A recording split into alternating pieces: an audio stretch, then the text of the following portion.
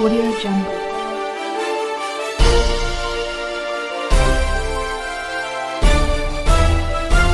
Audio Jungle. નમસ્કાર મિત્રો, સ્વાગત છે તમારું રાહુલ બેરાણી ઓફિશિયલ યુટ્યુબ ચેનલમાં.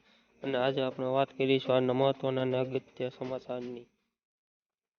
4 વર્ષના બાળક પર કાર ચડાવી ઘરની બહાર રમતી વખતે અકસ્માત થયો.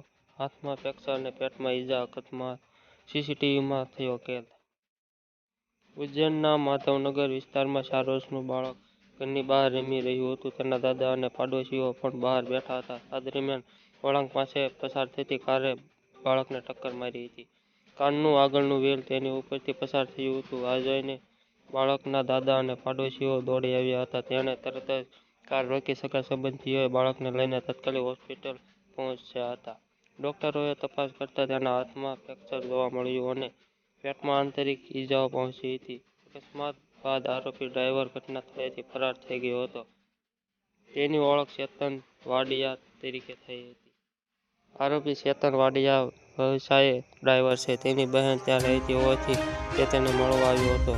કાર પણ કોઈ બીજાની હતી. જોકે ઘટના બાદ બાળકના પરિવારોએ આરોપીની બહેનને ફરિયાદ કરી હતી.